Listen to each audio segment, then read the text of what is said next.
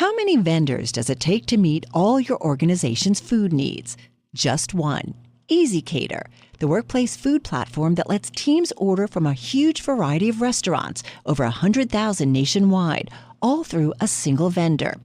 In addition to all that variety, EasyCater also gives you full visibility of your organization's food spend with invoicing, centralized reporting, and seamless integration with expense management systems, all on one platform. EasyCater, your business tool for food. To learn more, visit easycater.com/podcast. Every business has an ambition. PayPal Open is the platform designed to help you grow into yours. With business loans so you can expand and access to hundreds of millions of PayPal customers worldwide. And your customers can pay all the ways they want. With PayPal, Venmo, Pay Later, and all major cards. So you can focus on scaling up. When it's time to get growing, there's one platform for all business. PayPal Open. Grow today at paypalopen.com. Loans subject to approval in available locations. In business, they say you can have better, cheaper, or faster, but you only get to pick two. What if you could have all three at the same time? That's exactly what Cohere, Thomson Reuters, and Specialized Bikes have since they upgraded to the next generation of the cloud, Oracle Cloud Infrastructure. OCI is the blazing fast platform for your infrastructure, database, application development, and AI needs, where you can run any workload in a high availability, consistently high performance environment and spend less than you would with other clouds. How is it faster? OCI's block storage gives you more operations per second. Cheaper? OCI costs up to 50% less for computing, 70% less for storage, and 80% less for networking. Better? In test after test, OCI customers report lower latency and higher bandwidth versus other clouds. This is the cloud built for AI and all your biggest workloads. Right now, with zero commitment, try OCI for free. Head to oracle.com/strategic. That's oracle.com/strategic. Bloomberg Audio Studios. Podcasts, radio, news. This is Bloomberg Daybreak Weekend, our global look at the top stories in the coming week from our Daybreak anchors all around the world. Straight ahead on the program, the latest reads on inflation, what it could mean to the Federal Reserve. I'm Tom Busby in New York. I'm Caroline Hepker here in London, where we're looking ahead to the UK Chancellor's key speech to the City of London. I'm Doug Krisner, looking ahead at what we may learn in the coming week about the impact of U.S. tariffs on the Japanese economy. That's all straight ahead on Bloomberg Daybreak Weekend. On Bloomberg 1130 New York, Bloomberg 99.1 Washington, D.C., Bloomberg 92.9 Boston, DAB Digital Radio London, Sirius XM 121, and around the world on BloombergRadio.com and the Bloomberg Business app.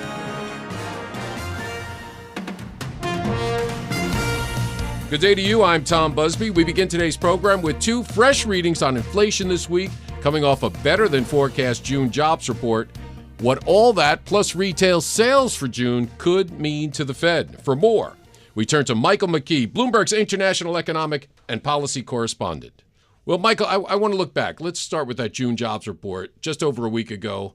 What an upside surprise. What does it tell you about the labor market? What does it tell you about how important it could be to the Fed, to the president? Well, the upside surprise was in the headline, but when you look under the hood, the news wasn't quite as good. The unemployment rate did not rise. It fell a little bit, but that was because the labor force declined. So that's what we call drop in unemployment for the wrong reasons. And it does seem to have something to do with the president because the number of foreign-born workers dropped significantly. And long-term, that could be a problem for the economy. Also, what we saw was half of the gain was in government employment. And economists are pretty unanimous in suggesting that's a seasonal adjustment problem because in June you don't see a huge amount of education hiring since school is out, and that was what drove it. So we are looking at a labor market that is slowing down would be the conclusion, but not in trouble yet. So for the Fed, it's kind of a wash. Okay, so even Steven. This week, though, two reads coming up for the month of June on inflation. The Consumer Price Index out on Tuesday, the Producer Price Index for June out on Wednesday. Also, retail sales for June. That comes out Thursday, another big number. It's a big week, and CPI is going to get most of the attention because it'll be our broadest picture of what the consumer inflation situation is, even if it's not the Fed's main index for its inflation target. And it is expected to rise. And so that should get a lot of attention on Wall Street because everybody's been waiting for some kind of tariff impact on the price level.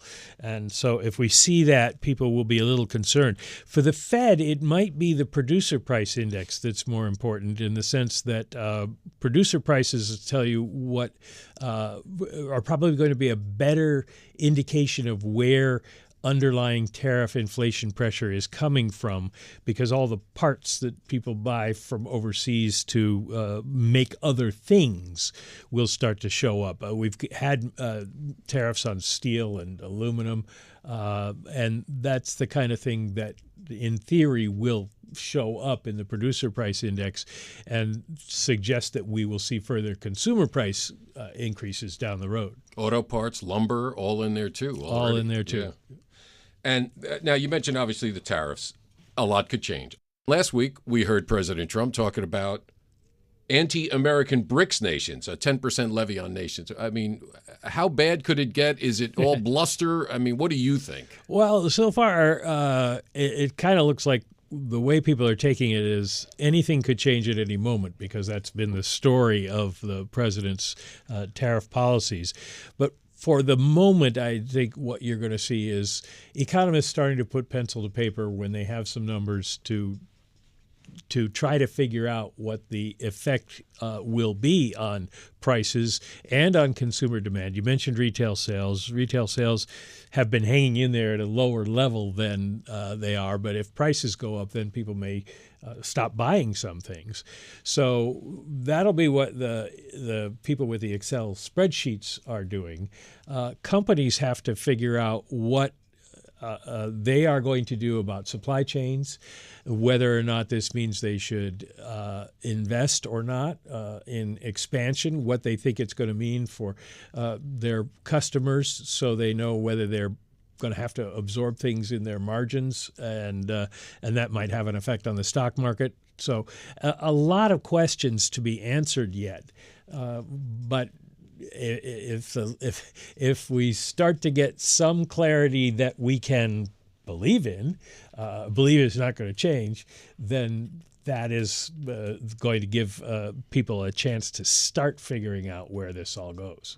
Well, I'm sure we'll talk again. Until then, the June CPI figure out this Tuesday, PPI the following day, retail sales on Thursday. Our thanks to Michael McKee, Bloomberg's international economic and policy correspondent. We turn now to earnings, and this week we'll hear from the streaming video giant Netflix as it goes deeper into live programming to raise revenue. And for more on what's behind that push, we're joined by Geetha Raghunathan, Bloomberg intelligence analyst on U.S. media. Geetha, thank you for being here. Although they no longer report subscriber numbers, a key metric for Netflix as it builds its advertising business, what do you expect to see in the latest earnings report out on Thursday? Yeah, you're absolutely right. They have stopped reporting subscribers as of this year, but the metrics that they want us to focus on right now are revenue gains as well as operating margin. And they've really been delivering some stellar numbers when it comes to both of those metrics. So what we're looking for and what they've guided to for the second quarter in terms of revenue growth is mid-teens percentage increases, so about 15 to 15.5% increase in revenues, and a very, very strong operating margin at 33%. Remember, last year was absolutely a breakout year for Netflix. They had 600 basis point expansion in their operating margin.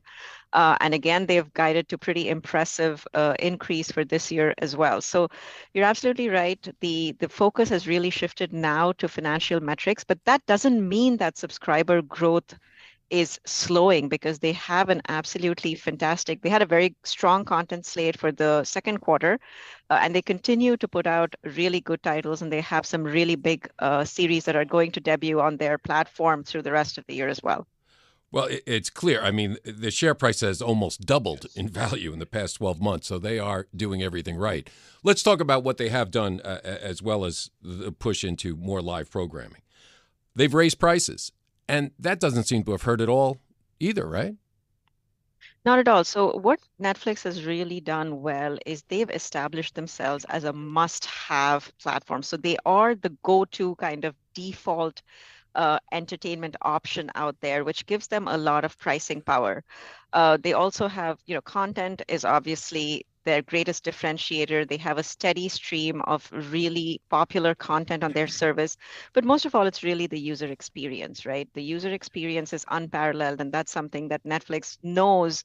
They're able to raise prices, and there has been absolutely no backlash or pushback from customers. We've seen churn at very, very manageable levels. So it just gives them more confidence, really emboldens them to keep increasing prices at a steady pace even into the future.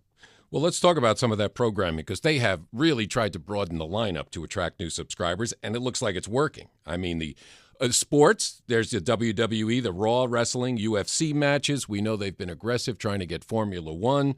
I mean, they are really branching out. And we know in the past, there's no football games now, NFL, but, what worked for them on Christmas Day, those 2 games there, those that big celebrity boxing matches. I mean, is that the future that they see right now, those live programmings, the advertising revenue from that? And are we going to see more and more and more of that? We're going to see more. There is absolutely no doubt about that. You're absolutely right. You bring up the WWE. That's been a great source of programming. We see that show up in the top 10 literally every week. So we know that programming is resonating very well. Again, NFL, that's something that they tried last year with the Christmas Day games. They're going to do that again this year. They have more, of this kind of boxing matches coming up.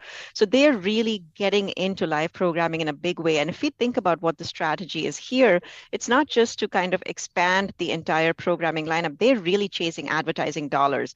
And we know that they are looking to get at least about $9 billion in advertising by 2030. That's a pretty big ask, because remember, they just introduced advertising. It was only about $1.5 billion, again, estimated in 2024, and they've got to really scale that up. So the idea here is to really capture more consumer media usage time. And so they want to get all of these different genres. Live sports is something that works really well. They did a really very different type of deal just a few weeks ago in France, where they're actually integrating live TV content from TF1. This is the first of its kind deal where they're taking a live broadcasters programming and actually putting it on Netflix. So again, here we're just looking at them experimenting with different strategies, basically just capturing more watch time, increasing engagement, reducing churn. Well, they've also done a similar thing with NASA Plus, their ad-free offering from the U.S. Space Agency, and they've had talks with Spotify about even more programming, branching out beyond sports, right? Yeah, again, this goes back to this whole concept of retention, monetization. How do you keep driving user growth? And it looks like they are not afraid of experimenting and really trying all kinds of things to scale and to become the dominant. I mean, they already are the dominant streaming platform, but it's just basically expanding that dominance and really, really cementing it. And we've seen Squid Games 3, a blockbuster for viewership, the most watched program in 90 countries. The final season of Stranger Things, and coming out in just a couple of weeks, the second season of Wednesday. I mean, they've got a full lineup of shows, too. Yeah, absolutely. So believe it or not, this is the strongest 6-month period ever in the history of Netflix. They have never had 3 of their biggest series ever. I mean, remember, Squid Game is their biggest series ever. Again, Stranger Things, Wednesday, all those 3 feature in the top 5 of the most watched series in the history of Netflix, maybe in the history of any streaming platform. And so we absolutely believe that is going to drive extremely strong subscriber growth. Management itself has kind of characterized this slate as, a slight embarrassment of riches. They've never had so many big series kind of come out, and they're absolutely capitalizing on it. So remember, they are eventizing this whole Stranger Things. They're breaking it out into 2 parts. One part comes out, around Thanksgiving. The second part comes out on Christmas Day. So they're really going to capitalize on it and make sure that subscriber momentum is maintained. Wow, big and getting bigger. Netflix Q2 earnings out this Thursday after Wall Street's closing bell. Our thanks to Geetha Raghunathan, Bloomberg intelligence analyst on U.S. media. And coming up on Bloomberg Daybreak Weekend, a look ahead to a major speech from UK Chancellor Rachel Reeves. I'm Tom Busby, and this is Bloomberg.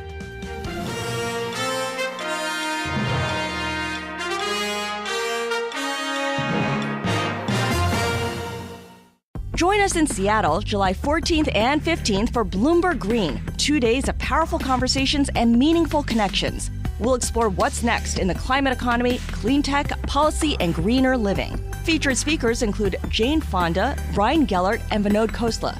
The title sponsor is Amazon. Official airlines are Alaska and Hawaiian Airlines. Learn more at BloombergLive.com/Green Seattle. That's BloombergLive.com/Green Seattle. This is Bloomberg Daybreak Weekend, our global look ahead at the top stories for investors in the coming week. I'm Tom Busby in New York. Up later in our program, a look ahead to several key data points for the Japanese economy. But first, UK Chancellor Rachel Reeves due to deliver her next major speech to City of London at Mansion House on July 15th. She's expected to lay out the government's growth and competitiveness strategy for financial services. But with pressure from within her own party to impose a new wealth tax in Britain, what will Reeves' message be? For more, let's bring in Bloomberg Daybreak Europe anchor Caroline Hepker in London. Tom, Rachel Reeves will face an audience in the city who may well be relieved to see her still as UK Chancellor.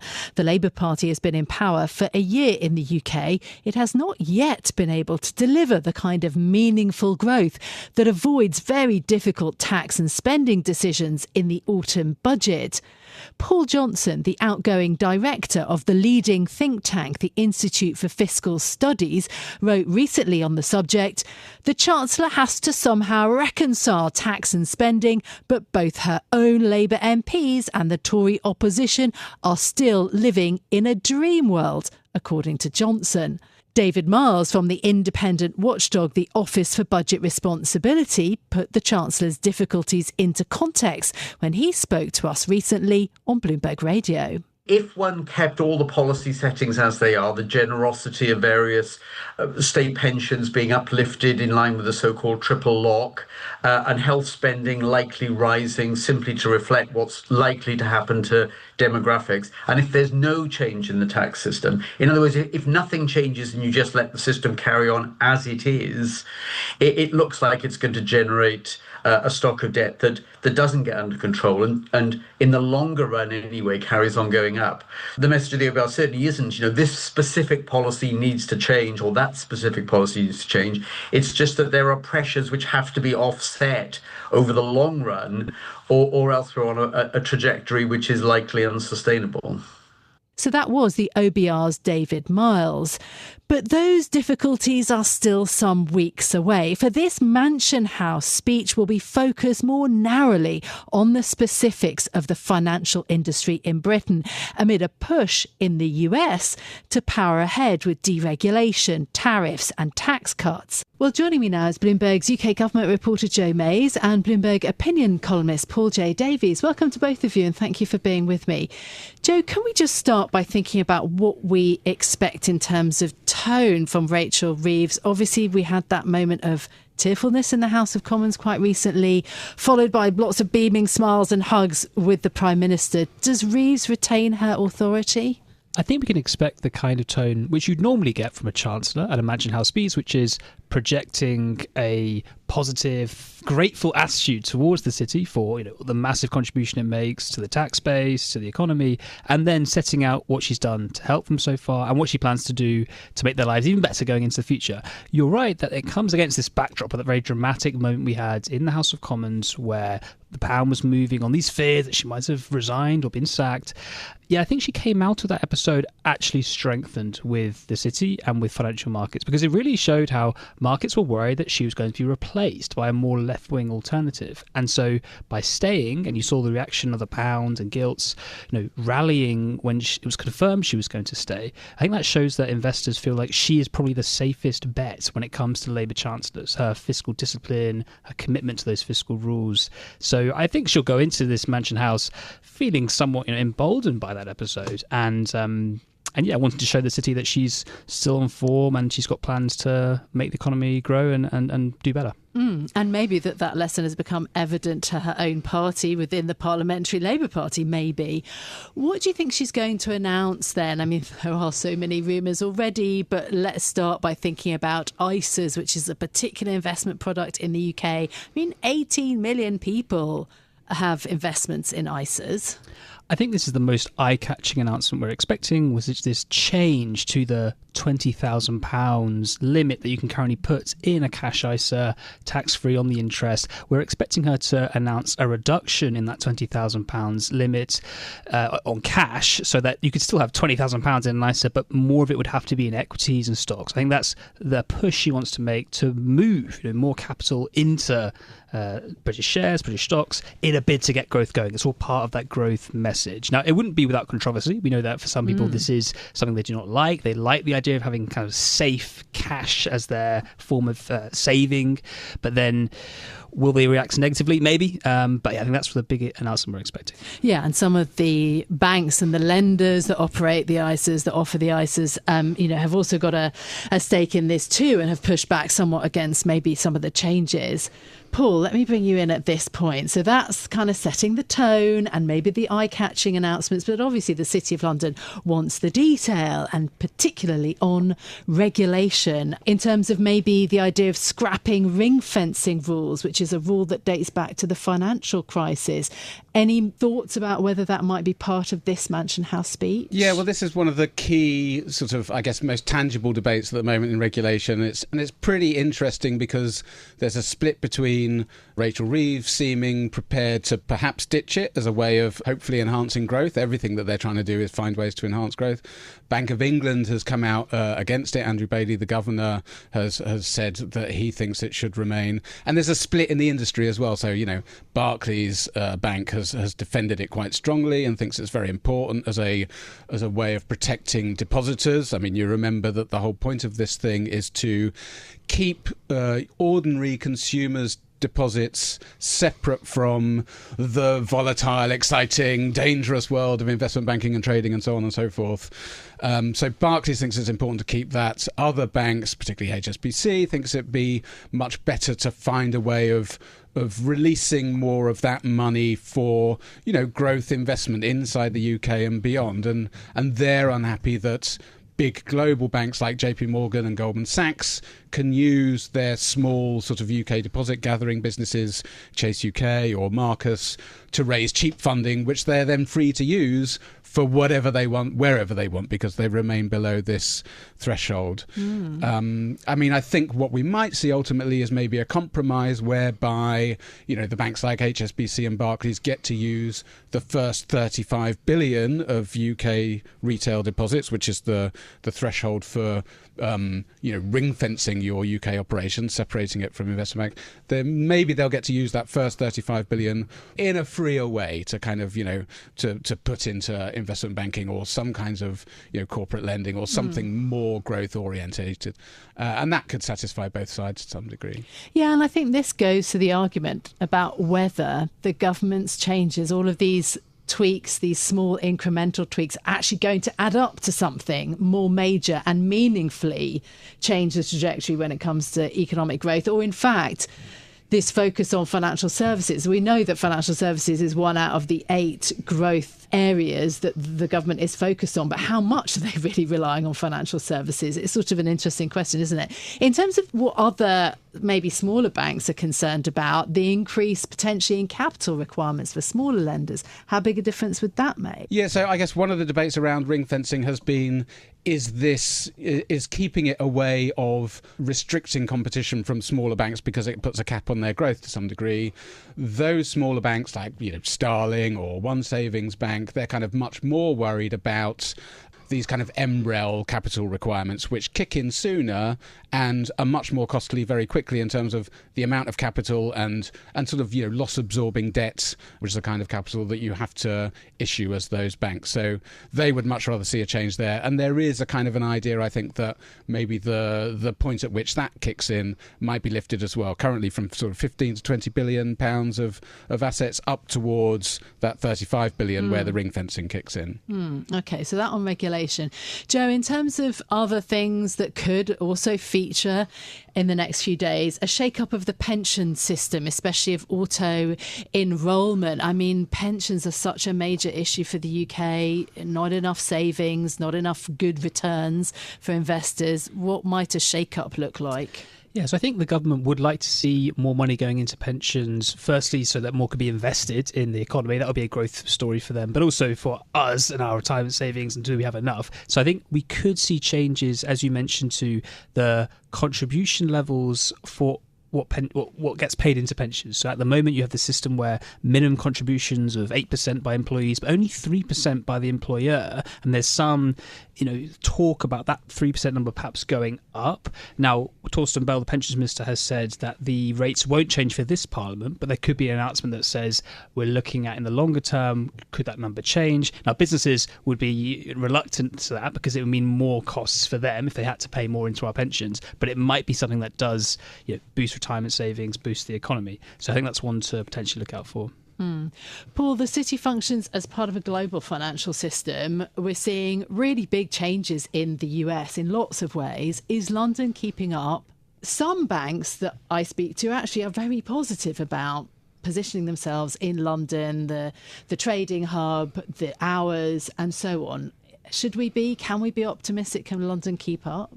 Yeah, I mean, there's a whole lot of issues surrounding this, obviously. I mean, I think the risk with the debate that we're having in the UK over financial services regulation and what we need to do to kind of tweak things slightly to encourage growth risks being completely overtaken by a big deregulatory wave in the US. I mean, I think in the city, the kind of the long-term debate and the issue that they want the government to address with the Bank of England, with the FCA, is one of, a very risk-averse kind of culture and approach to not only the kind of rules we have, but how they are applied. And they would love to see, a bit more freedom and a bit more growth focus and competition focus in the attitude of regulators. And there's signs that that's starting to happen. The Bank of England has already delayed, stricter capital requirements for the trading books of investment banks, and is looking at ways to make the remaining capital requirements for banks a bit more flexible so that they could sort of operate at a lower level of capital during times of crisis. Thank you so much, Bloomberg's UK government reporter Joe Mays, and to our opinion columnist Paul J. Davies. Thank you so much for your time. I'm Caroline Hepker here in London. You can catch us every weekday morning for Bloomberg Daybreak Europe beginning at 6 a.m. in London. That's 1 a.m. on Wall Street. Tom. Thank you, Caroline. And coming up on Bloomberg Daybreak Weekend, a look into the impact of U.S. tariff policy on the Japanese economy. I'm Tom Busby, and this is Bloomberg.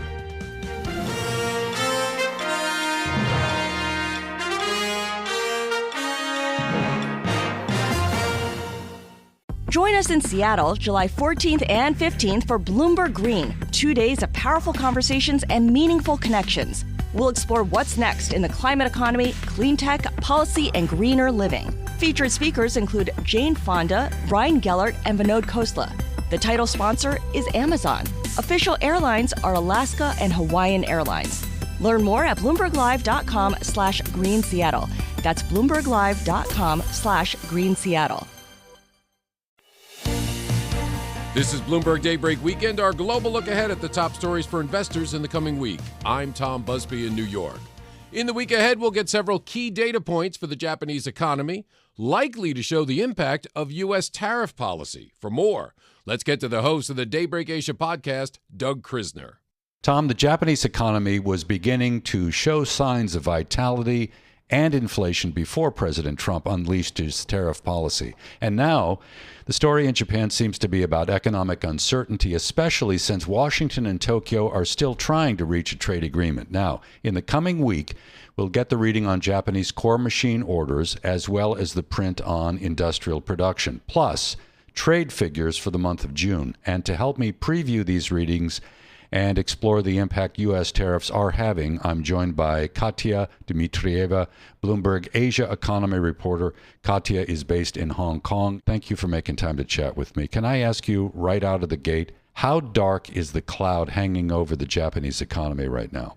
Well, it's pretty dark right now. And if we were going to take that metaphor further, I mean, you're getting not just storm clouds, but thunder and lightning, because you have an economy that for the past few years has been trying to engineer inflation and has been fairly successful at doing that, right? They were in a period of deflation and then pretty flat growth. Prices started to perk up. The central bank started to hike interest rates, was planning to continue to do that. And then enter President Donald Trump and tariffs. And now the economic outlook is looking a lot more uncertain. So they went from trying to increase prices to now the risk is a technical recession with 2 back-to-back quarters of negative growth. And the reason for that is largely because of tariffs and tariffs on autos in particular. Japan's number one market for car exports is the US. It has been for some time. And the 25% tariffs that were added on cars in April by the US government is hurting them already. We actually saw signs of that recently. So Japan's automakers cut their export prices to North America by a record amount. So what that signals is that essentially producers are not willing to face a decline in orders. They're trying to keep the demand going and trying to remain competitive in the US market by cutting their prices. But of course, if they're cutting prices, that means other companies are cutting their costs and prices along the chain, which means in Japan, overall inflation might actually face some dampening here. So it's a huge risk. So when I'm listening to you, I'm thinking of Japan Inc. and the degree to which margins are going to be under pressure. Yeah, absolutely. I mean, this is not good for Japanese companies. And they're hoping that President Trump and Prime Minister Ishiba can sort of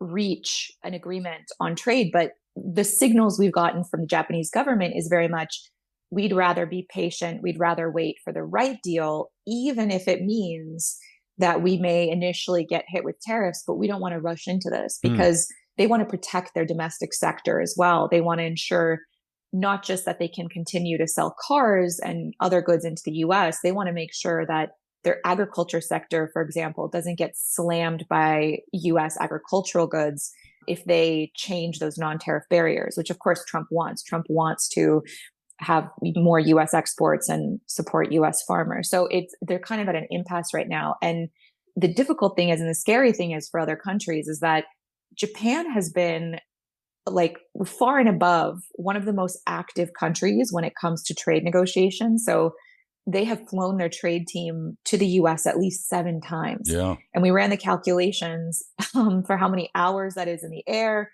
and how many miles that is. So they're far and above every other country in that regard. And if even they can't reach an agreement and avoid, for them, it would be 25% tariffs as of August 1st, then who can? On top of that, Japan is the largest investor in the U.S. It has been for the past 5 years. It's also a crucial security ally. I would think that there is a level of goodwill that's a part of this story as well. There should be. And it's a similar case to South Korea and to Taiwan as well. I mean, these are allies in Asia of America's for some time. And that's something that the prime minister and trade delegations have flagged time and time again, both in meetings with the administration and also publicly and in the media, is that there is a lot of common ground and they do hope that they can reach some sort of resolution. And the data, at least for Japan's side, is really going to underscore that next week because, you had mentioned we're getting some of the industrial production data. That's probably going to slow down. We're getting producer prices and consumer prices. This is something that the central bank and the government really wants to see perking up, and it's probably going to slow again for CPI. It's going to probably be the 4th month in a row. And then we also have export. Both of those fell in May, and it sets up this interesting dichotomy between Southeast Asia and North Asia because South Korea, Japan, we've seen a slowing of exports, but Southeast Asia has really accelerated because a lot of the stuff essentially from China is going through there onto the US. So that'll be something interesting to watch in the data as well. But really next week, I think the message from Japanese data is going to be they need to reach an agreement. They need to reach an agreement soon. Otherwise, their economy is at risk. So any notion of the Bank of Japan positioning itself to begin to hike interest rates is off the table at this point. I don't see a way for the BOJ to be able to execute on that mission. It'll be really tough, especially if there is an economic, even if it's a technical recession, even if policymakers can sort of look through some of this data as short-term fluctuations related to ongoing trade talks. I mean, it's really hard to think of a world where, as a central bank, you hike rates into a recession like that, or during a recession. It just doesn't happen. And they only have to look around the world to the Federal Reserve, to the US, to see the exact same uncertainty over there.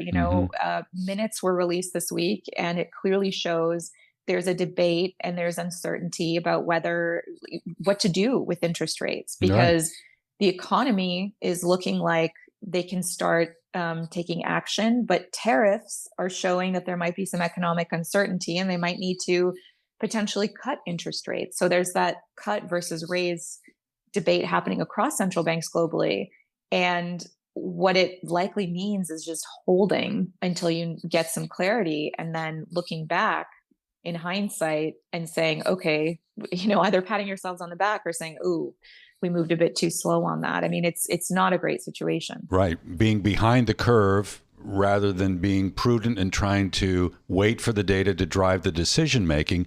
One of the debates you mentioned, the Fed minutes, as to whether or not these tariffs are inflationary. But I'm really curious about what it means for the political future of Prime Minister Ishiba, the situation that Japan is in right now vis-a-vis these tariffs that have been put in place, and the fact that maybe we're going to see a tariff rate that is permanent, much higher than the one that exists now.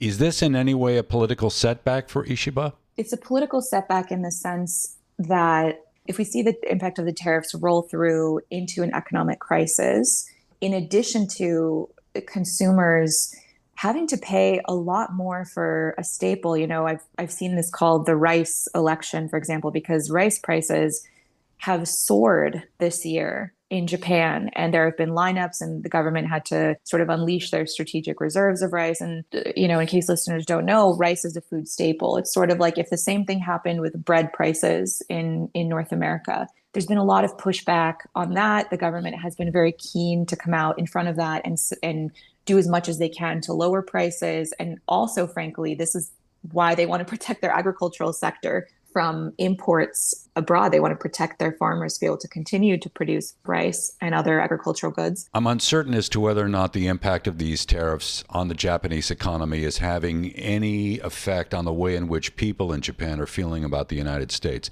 Katya, you and I have talked in the past about how this trade war between China and the U.S. is changing the attitude of people in China toward the United States, right? There's definitely been a visceral reaction on social media, both ways in China. You have a lot of netizens basically saying, Trump is making China great again because, China just has to sit back and wait for the U.S. to isolate itself, and China can form all these trade agreements and trade deals and come out on top. And then you have the other half basically coming out against the U.S. and against Trump in this because of the economic pain it could have in China. I think in Japan, the bigger issue, to be honest, among people has been the currency and the impact that that's had on tourism and on more Americans and Westerners living in Japan and also traveling through Japan. There's been a huge pushback domestically against that. So do you have a sense of this tension between the U.S. and Japan having an impact on Japanese relations with China? Is that at all possible, that Japan begins to perhaps look for other markets or to fortify the relationship with China in a way where that trading relationship is maybe improved to some extent? Yeah, there is that happening for sure as the U.S. continues to isolate itself and issue tariffs. As a country, you're just going to look to do business with other major economies. And especially if they're in your neighborhood, that definitely helps. There was a former South Korean official that I was speaking with a few months ago who made this exact point, who said, if your previous friend becomes your enemy, you're going to look for other friends. You're going to look for other people that you can form agreements with. And it's true that the Asian region has the most integrated trade of any other region in the world. So more than 50% of trade agreements are within the region. And so a lot of the growth in trade and exports and imports and demand, frankly, comes from within the region. The issue with that, unfortunately, right now is that China's economy isn't doing as well as it was a few years ago, pre-pandemic. So that's one consideration, that yes, they have a huge population. Yes, they have consumers with a lot of savings. They're still not unleashing those savings. And so if you bet on the Chinese consumer and the Chinese economy, you might kind of end up in a similar place as dealing with tariffs on the US. In other words, you're not going to see the same amount of growth. So there are a few considerations on both sides. But of course, we've seen more trade agreements made. China has traveled through Latin America. They did the Southeast Asia tour, meeting with leaders. So we've definitely seen those ties grow closer. The question is, how serious is it? And is China willing to make changes to its own market, especially in services, and access of other countries' service providers within China is one of the main issues. So if they can tweak that, great. But it remains to be seen how serious they are about it. Katya, we've certainly covered a lot of ground. Thanks so very much. Bloomberg's Katya Dmitrieva. Katya is our Asia economy reporter based in Hong Kong. I'm Doug Krisner. You can catch us weekdays for the Daybreak Asia podcast. It's available wherever you get your podcast. Tom?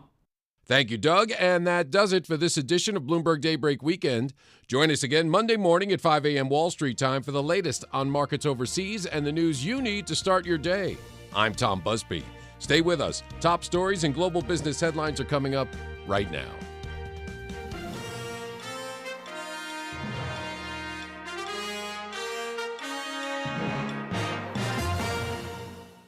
Join us in Seattle, July 14th and 15th for Bloomberg Green, 2 days of powerful conversations and meaningful connections. We'll explore what's next in the climate economy, clean tech, policy, and greener living. Featured speakers include Jane Fonda, Brian Gellert, and Vinod Khosla. The title sponsor is Amazon. Official airlines are Alaska and Hawaiian Airlines. Learn more at BloombergLive.com/Green Seattle. That's BloombergLive.com/Green Seattle.